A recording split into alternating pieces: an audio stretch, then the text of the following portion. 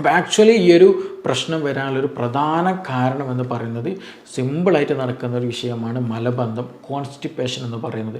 ശരിയായ രീതിയിൽ ശോധനം കിട്ടുന്നില്ല എന്നുള്ളതാണ്. അപ്പോൾ ഇത് കാരണം കൊണ്ട് ശരീരത്തിൽ ഒരുപാട് അസുഖങ്ങൾ വരാറുണ്ട്. ഒന്ന്, ബാക്ക് പെയിൻ പോലെയുള്ള ക്രോണിക് ആയിട്ടുള്ള പ്രശ്നങ്ങൾ ഉണ്ടാകും. Joint pain, muscular pain issues ഉണ്ടായിരിക്കും. ദഹനക്കേട്,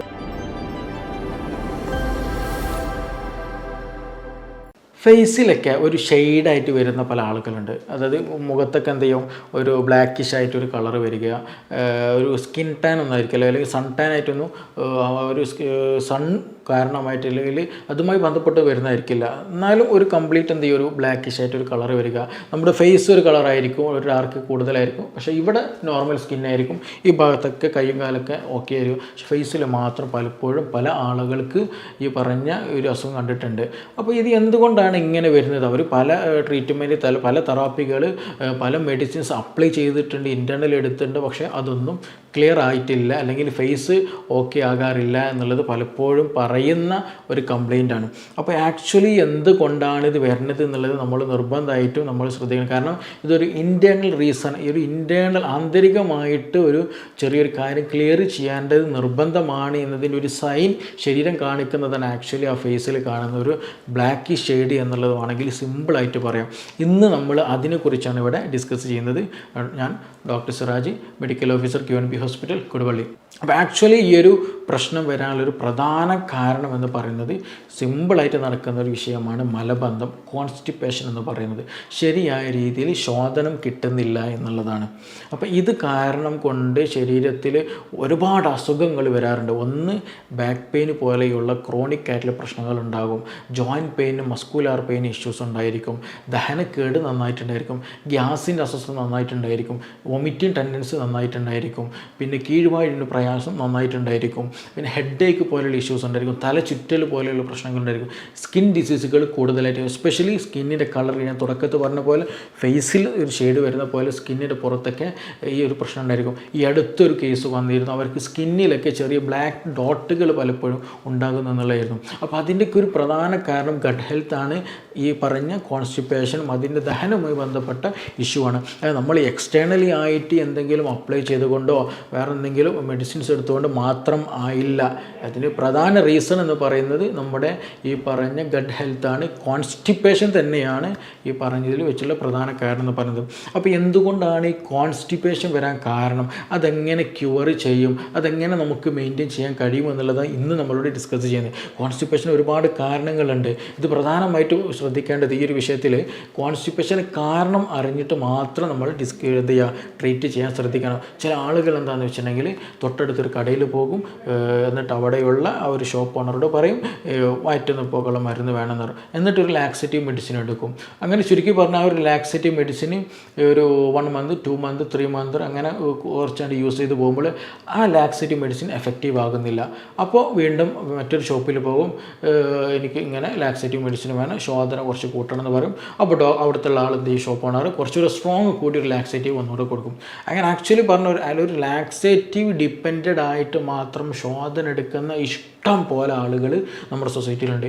ചില ആളുകൾ നമ്മളുടെ അടുത്ത് വരുമ്പോൾ ഒരു വലിയ ഒരു സഞ്ചിയായിട്ടൊക്കെ തന്നെ വരിക, ഡോക്ടർ ഞാൻ ഇത് ആദ്യം എടുത്തിരുന്നു, അതെടുക്കാൻ പറ്റും, അത് എടുത്തപ്പോൾ ആശ്വാസം ഉണ്ടായിരുന്നു, ഇപ്പം ഞാൻ ഇതാണ് എടുക്കുന്നത്, ഇതെടുക്കുമ്പോൾ മാത്രമേ എനിക്ക് ഇപ്പോൾ ഒരു ശോധന കിട്ടുന്നുള്ളൂ, ഇപ്പം നോക്കുമ്പോൾ ഇതുകൊണ്ടും കിട്ടുന്നില്ല അതുകൊണ്ടും കിട്ടുന്നില്ല, ഇനി ഞാൻ എന്ത് ചെയ്യുമെന്ന് പറഞ്ഞിട്ട് പല ആളുകളും വരാറുണ്ട്. അവർക്ക് നോക്കുമ്പോൾ എക്സ്റ്റേണലി വലിയ പ്രശ്നങ്ങളോ കാര്യങ്ങളൊന്നും പലപ്പോഴും ഉണ്ടായിരിക്കില്ല.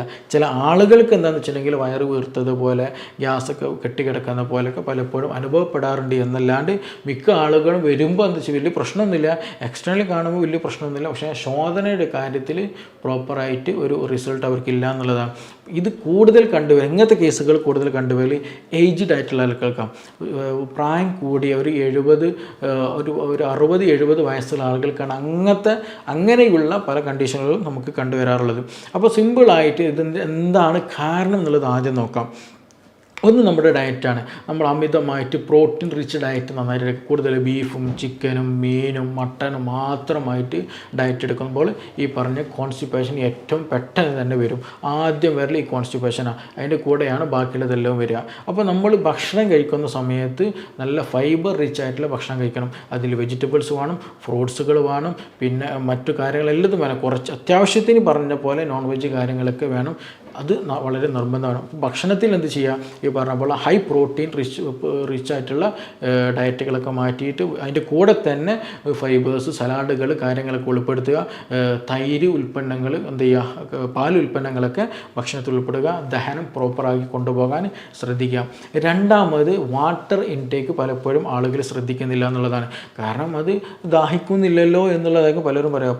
പക്ഷേ അവരെ ഹിസ്റ്ററി എടുത്ത് നോക്കിയാൽ, അവരെ പരിശോധിച്ച് നോക്കിയിട്ടുണ്ടെങ്കിൽ നന്നായിട്ട് സ്കിന്ന് നന്നായിട്ട് ഡ്രൈ ആയിട്ടുണ്ടായിരിക്കുക, യൂറിൻ വളരെ കുറവായിരിക്കും, ചിലപ്പോൾ സ്റ്റോണിൻ്റെ പ്രശ്നങ്ങളും കാര്യങ്ങളൊക്കെ ഈ പറഞ്ഞ ആളുകൾക്ക് ഉണ്ടായിരിക്കും. അപ്പോൾ വാട്ടർ ഇൻടേക്ക് എന്നുള്ളത് മിനിമം ഒരു അഡൾട്ട് ഒരു ആവറേജ് 2.5 മുതൽ 3 ലിറ്റർ വരെയെങ്കിലും നിങ്ങൾ എടുക്കാൻ ശ്രദ്ധിക്കണം. നിങ്ങൾ കൂടുതലായിട്ട് പുറത്ത് വർക്ക് ചെയ്യുന്ന ആളാണ്, കൂടുതലായിട്ട് അധ്വാനിക്കുന്ന ആളാണെങ്കിൽ തീർച്ചയായിട്ടും വാട്ടർ ഇൻടേക്ക് കൂടുതൽ എടുക്കാനാണ് ശ്രദ്ധിക്കേണ്ടത്, കുറയ്ക്കാൻ ശ്രദ്ധിക്കരുത്. അപ്പോൾ എന്താണെന്ന് വെച്ചിട്ടുണ്ടെങ്കിൽ വാട്ടർ ഇൻടേക്ക് കൂടുതലായിട്ട് എടുക്കാൻ നിർബന്ധമായിട്ടും നിങ്ങൾ ശ്രദ്ധിക്കണം.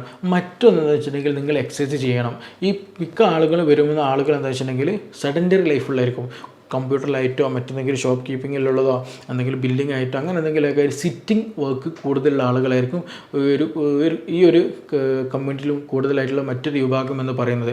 കാരണം നമ്മുടെ അബ്ഡോമിനൽ മൂവ്മെൻറ്റ്സ് കൂടുതലെന്നുണ്ടെങ്കിൽ, അതായത് നമ്മുടെ ഇൻറ്റെസ്റ്റൈനൽ മൂവ്മെൻറ്റ്സ് കൂടണമെന്നുണ്ടെങ്കിൽ, ഇനി അതുമല്ല ഈ ഒരു ദഹനത്തിന് പ്രോപ്പറായുള്ള ആക്ഷൻ എടുക്കുന്ന ഈ ഗുഡ് ബാക്ടീരിയസ് ഉണ്ട് നമ്മുടെ ഗട്ടിൽ. ഒരുപാട് ഹെൽത്തി ആയിട്ടുള്ള ബാക്ടീരിയകളുണ്ട്.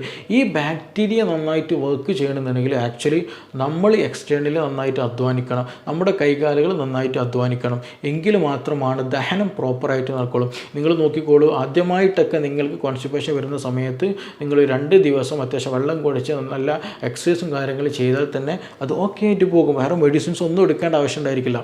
അപ്പോൾ നിങ്ങൾ എന്ത് ചെയ്യാന്ന് വെച്ചിട്ടുണ്ടെങ്കിൽ സെഡൻറ്ററി ലൈഫായിട്ട് ഒരു സിറ്റിംഗ് വർക്കാണ്, കൂടുതലായിട്ട് അധ്വാനമൊന്നും ഇല്ല എന്നുണ്ടെങ്കിൽ നിങ്ങളൊരു മെഡിസിൻ എടുക്കുന്നതിന് മുമ്പായിട്ട് വെള്ളം നന്നായി കുടിക്കുക, നല്ല വെജിറ്റബിൾസ് ഒക്കെ ആഡ് ചെയ്തിട്ടുള്ള ഡയറ്റ് എടുക്കുക. കൂടുതലൊന്നും ഹെവി ഡയറ്റ് എടുക്കാണ്ട് സിമ്പിളായിട്ടുള്ള ഭക്ഷണങ്ങൾ കഴിക്കുക, പെട്ടെന്ന് ദഹിക്കുന്ന ഭക്ഷണം കഴിക്കുക. പിന്നെ അത്യാവശ്യം നല്ല രീതിയിൽ എന്തെങ്കിലുമൊക്കെ കളിക്കുക, എന്തെങ്കിലും വർക്കൗട്ടൊക്കെ ചെയ്ത് കഴിഞ്ഞാൽ കൃത്യമായിട്ടുള്ള ശോധന ലഭിക്കുകയും ചെയ്യും, നല്ല ദഹനം ഉണ്ടാവുകയും ചെയ്യും, നല്ല ഇൻഡൈജഷൻ്റെ പ്രശ്നങ്ങളോ കാര്യങ്ങളൊന്നും ഉണ്ടാവുകയില്ല. അപ്പോൾ അങ്ങനെയുള്ള ആളുകൾ അതും എന്ത് ചെയ്യാം, ഒരു നല്ല അധ്വാനങ്ങളും കാര്യങ്ങളൊക്കെ ശ്രദ്ധിക്കാം. ഇതൊക്കെ നമുക്ക് പ്രോപ്പറായിട്ട് ചെയ്യേണ്ട ചില കാര്യങ്ങളാണ്. ഇനി ചില അസുഖവുമായി ബന്ധപ്പെട്ട വിഷയങ്ങളുണ്ട്. ഇതൊക്കെ നമ്മൾ ഹെൽത്ത് റിലേറ്റഡ് അല്ലെങ്കിൽ ഒരു ലൈഫ് സ്റ്റൈൽ റിലേറ്റഡ് ആയിട്ട് പറഞ്ഞതാണ് ഈ സെഡൻറ്ററി ലൈഫ്, വെള്ളം കുടിക്കാത്ത കേസുകൾ അല്ലെങ്കിൽ ഡയറ്റ് ചേഞ്ച് വരുത്തേണ്ട കേസുകളൊക്കെ. ഇനി അതെല്ലാം ചില അസുഖവുമായി ബന്ധപ്പെട്ടിട്ട് വരാറുണ്ട്.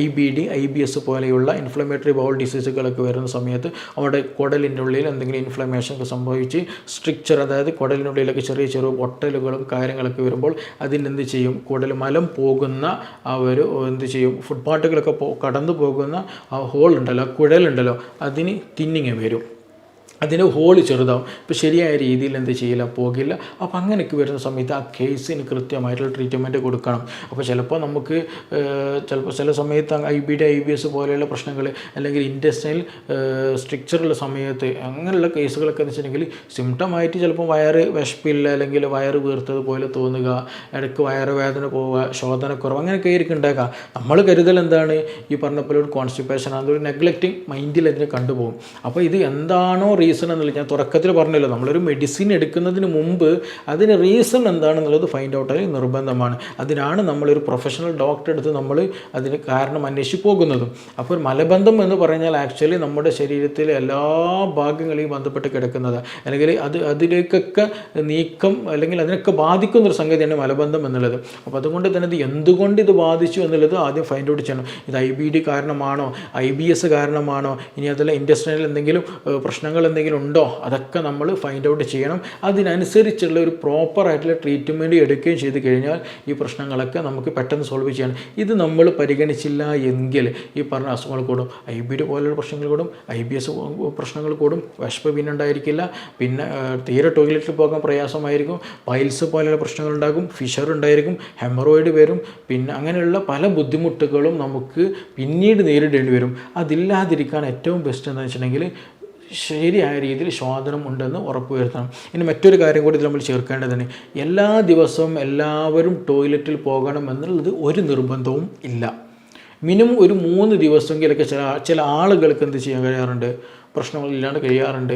അതിനപ്പുറത്തേക്ക് വരുമ്പോഴാണ് നമ്മൾ നിർബന്ധമായിട്ടും അതിൻ്റെ കാര്യം എന്താണെന്ന് അന്വേഷിക്കേണ്ടത്. അപ്പോൾ അത് എന്നൊരു ദിവസം പോയില്ല എന്ന് കരുതിയിട്ട് ആരും ടെൻഷൻ ആകേണ്ട കാര്യമൊന്നുമില്ല. മിക്ക ആളുകൾക്ക് അങ്ങനെ ഒരു ടെൻഷനുണ്ട്, ഇന്ന് ഞാൻ പോയില്ലല്ലോ ഇനി വല്ല പ്രശ്നം ഉണ്ടായോ എന്നുള്ള ഒരു ധാരണ, അല്ലെങ്കിൽ അത് വലിയൊരു പ്രശ്നമായിട്ട് എടുക്കാറുണ്ട്. ആക്ച്വലി അതിൻ്റെ ഒരു ആവശ്യമൊന്നുമില്ല. ഒരു 3 ദിവസമൊക്കെ എന്ത് ചെയ്യാം, ഈ പറഞ്ഞ പോലെ വലിയൊരു പ്രശ്നമില്ലാണ്ടൊക്കെ പോകാം. പക്ഷെ അതിലപ്പുറവും പോകുന്നുണ്ട് എങ്കിൽ തീർച്ചയായിട്ടും അതിനുള്ളൊരു റീസൺ എന്താണെന്നുള്ള ഫൈൻഡ് ഔട്ട് അതിന് പ്രോപ്പറായിട്ടുള്ള ട്രീറ്റ്മെൻറ്റ് തന്നെ നമ്മൾ ഫോളോ ചെയ്യണം. ഇല്ലെങ്കിൽ ഞാൻ തുടക്കത്തിൽ പറഞ്ഞ പോലെ മറ്റു പല അസുഖങ്ങൾ, ബാക്ക് പെയിൻ പോലെയുള്ളത്, ഹെഡേക്ക്, മൈഗ്രെയിന്, അസിഡിറ്റിയുടെ പ്രശ്നങ്ങൾ, പിന്നെ അബ്ഡോമിനൽ പെയിന്, പിന്നെ ഗ്യാസിൻ്റെ പ്രശ്നങ്ങൾ, കാര്യങ്ങളൊക്കെ വരും. അപ്പോൾ ശോധനം എന്നുള്ളത് നമ്മൾ പ്രോപ്പറായിട്ട് കൊണ്ടുപോകണം. അതെന്തുകൊണ്ടാണെന്നുള്ള ഫൈൻഡ് ഔട്ട് ചെയ്യണം.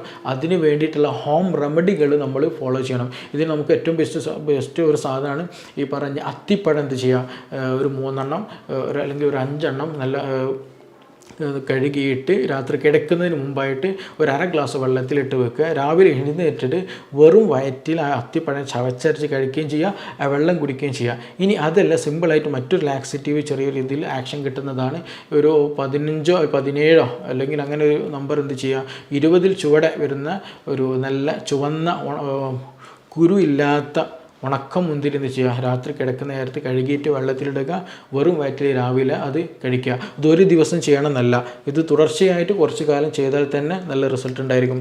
പിന്നെ അതേപോലത്തെ നല്ല വെള്ളം കുടിക്കാൻ ശ്രദ്ധിക്കുക. പിന്നെ നമ്മുടെ ഈ പറഞ്ഞിട്ടുള്ള കസ്കസ് ഉണ്ടല്ലോ, കസ്കസ് വെള്ളത്തിലിട്ടിട്ട് അത് കുടിച്ചാലും ഈ പറഞ്ഞ നന്നായിട്ട് എന്ത് ചെയ്യും, ശോധനം കാര്യങ്ങളുണ്ടായിരിക്കും, മൂവ്മെൻറ്റ്സ്, അതായത് നമ്മുടെ ഈ ഒരു കോൺസ്റ്റിപ്പേഷൻ ഇല്ലാതെ ഇരിക്കാൻ അത് ഹെൽപ്പ് ചെയ്യുന്നത് കസ്കസൊക്കെ. അതേപോലെ തുടക്കം ഞാൻ പറഞ്ഞിട്ട് ഭക്ഷണത്തിൽ നമ്മൾ ശ്രദ്ധിക്കേണ്ടത് ഈ പറഞ്ഞ വെജിറ്റബിൾസുകൾ നന്നായിട്ട് കഴിക്കുക. ഈ ഫൈബർ കണ്ടൻറ്റുള്ള ഫ്രൂട്ട്സുകളും വെജിറ്റബിൾസും നന്നായിട്ട് കഴിച്ചാൽ വെള്ളം നന്നായിട്ട് സ്റ്റോർ ചെയ്യും കുടലിൻ്റെ ഉള്ളിൽ. അപ്പോൾ ഈ പറഞ്ഞ പോലെ കോൺസ്റ്റിപ്പേഷൻ ഒന്നും ഉണ്ടാവില്ല. അതാണ് ഫൈബർ നന്നായിട്ട് എടുക്കണം എന്ന് പറഞ്ഞത്. ഇതിൻ്റെ ഒക്കെ കൂടെ തന്നെ നമ്മൾ സിമ്പിളായിട്ട് പറഞ്ഞാൽ പ്രീബയോട്ടിക്കും പ്രോബയോട്ടിക്കും എടുക്കാൻ കഴിയും. ഇന്ന് മാർക്കറ്റിൽ ഒരുപാട് അവൈലബിൾ ആണ്. ഇതെടുത്താൽ തന്നെ മിക്ക എന്താ പറയുക കോൺസ്റ്റിപ്പേഷനും IBD IBS മറ്റു സ്കിൻ അലർജികൾ വരെ മാറാറുണ്ട്. അപ്പോൾ ഇതിൻ്റെ എന്താണ് റീസൺ എന്നുള്ളത് നോക്കൽ നിർബന്ധമാണ്. അപ്പോൾ ഈ പറഞ്ഞ ഈ പ്രോബയോട്ടിക്കോ പ്രീബയോട്ടിക്കോ ഏതാണോ നല്ലൊരു ഹെൽത്ത് പ്രൊഫഷണലിനെ മീറ്റ് ചെയ്തിട്ട് അവരുടെ നിർദ്ദേശപ്രകാരം എന്ത് ചെയ്യുക, നല്ലൊരു പ്രോബയോട്ടിക്കും പ്രീബയോട്ടിക്കും എടുത്താൽ ഈ പറഞ്ഞ IBD IBS നല്ലൊരു മറ്റു കാര്യങ്ങളൊക്കെ നമുക്ക് ക്ലിയർ ചെയ്യാൻ പറ്റാവുന്നതാണ്. നല്ലൊരു ഹെൽത്ത് നമുക്ക് മെയിൻറ്റെയിൻ ചെയ്യാൻ പറ്റാവുന്നതാണ്. ഇത് ഒരിക്കലും സിമ്പിളായിട്ട് നമ്മൾ ഒരിക്കലും കാണരുത്. ഇതൊക്കെ നമ്മുടെ ശരീരം കാണിക്കുന്ന ഓരോ സിമ്പിളുകളാണ്. ഇന്നാലും പ്രശ്നം നിൻ്റെ ശരീരത്തിലുണ്ട് എന്ന് നമ്മെ കാണിക്കുന്ന ഓരോ അടയാളങ്ങളാണ് ഈ പറഞ്ഞ എല്ലാ അസുഖങ്ങളും എന്നുള്ളത് നമ്മൾ ആദ്യം മനസ്സിലാക്കണം. അതിനനുസരിച്ച് നമ്മൾ ട്രീറ്റ്മെൻറ്റ് എടുക്കണം. ശരീരത്തിന് വേണ്ട കാര്യങ്ങളൊക്കെ നമ്മൾ പ്രോപ്പറായിട്ട് ചെയ്യണം. ഇല്ല എന്നുണ്ടെങ്കിൽ അത് മറ്റു പല അസുഖങ്ങളിലേക്ക്, നേരത്തെ പറഞ്ഞതുപോലെ പല ക്യാൻസറുകളിലേക്ക് വരെ എന്ത് ചെയ്യും, അത് നീക്കും. പിന്നെ മറ്റൊരു കാര്യം ഇത് സൂചിപ്പിക്കാനുള്ളത്, ടോയ്ലറ്റിൽ പോകുമ്പോൾ സമയത്ത് കൂടുതൽ നേരം ടോയ്ലറ്റിൽ ഇരിക്കരുത്. ടോയ്ലറ്റിൽ പോകുമ്പോൾ അത് തന്നെ ഇന്ത്യൻ ടോയ്ലറ്റിൽ പരമാവധി പോകാൻ ശ്രദ്ധിക്കണം. യൂറോപ്യൻ ടോയ്ലറ്റിൽ പോയി കഴിഞ്ഞാൽ ശരിയായ രീതിയിൽ നമ്മുടെ മലദ്വാരം ഓപ്പണായി വരില്ല എന്നുള്ളത് 100% ശരിയാണ്. അത് നമ്മൾ ഇന്ത്യൻ ടോയ്ലറ്റിൽ കറക്റ്റ് ഇരിക്കുന്ന സമയത്താണ് അതിന് കറക്റ്റ് പൊസിഷൻ നടക്കുന്നത്. അപ്പോഴാണ് ശരിയായ രീതിയിൽ ശോധന നടക്കുന്നത്, ശരിയായ രീതിയിൽ മലം പുറത്തേക്ക് കളയാനും നമുക്ക് കഴിയുന്നത്. അപ്പോൾ അതിന് വേണ്ടിയിട്ട് നിർബന്ധമായിട്ടും അത് നമ്മളെ കുട്ടികളെ തന്നെ ഇപ്പോൾ തന്നെ നമ്മൾ ശീലിച്ച് തുടങ്ങും. ഇല്ല എങ്കിൽ ഈ പറഞ്ഞ കോളൻ ക്യാൻസർ വരെ എന്ത് ചെയ്യും പറഞ്ഞ കോൺസ്റ്റിപ്പേഷൻ കാരണമായിട്ട് ഗ്രാജ്വലി ഡെവലപ്പ് വരാനുള്ള ചാൻസസ് ഉണ്ട്. അപ്പോൾ അത് ഒരു ഗൗരവത്തിൽ തന്നെ നമ്മൾ എന്ത് ചെയ്യണം, അതിനെ കാണണം. അതിന് അതിന് വേണ്ട പ്രോപ്പറായിട്ടുള്ള ഒരു ക്രമീകരണങ്ങളും ഒരു ലൈഫ് സ്റ്റൈലും ഒരു ജീവിത ചിട്ട ഒരു ട്രീറ്റ്മെൻറ്റ് തന്നെ നമ്മൾ ഫോളോ ചെയ്യാൻ ശ്രദ്ധിക്കണം. ഇനി ഇതുമായി ബന്ധപ്പെട്ട് നിങ്ങൾക്ക് എന്തെങ്കിലും അറിയണം, ചോദിക്കണം, എന്തെങ്കിലും കൺഫ്യൂഷൻസ് ഉണ്ടെങ്കിൽ ഈ പറഞ്ഞ താഴെ തന്നിട്ടുള്ള നമ്പറിൽ നിങ്ങളൊന്ന് ബന്ധപ്പെടുക. അതിനുള്ള ഉത്തരവും കറക്റ്റ് ആൻസർ നിങ്ങളിലേക്ക് എത്തിക്കുന്നതാണ്. ഇനി നമുക്ക് മറ്റൊരു വിഷയവുമായി ബന്ധപ്പെട്ടിട്ട് വീണ്ടും മറ്റൊരു സമയത്ത് വീണ്ടും കാണാം. Thank you.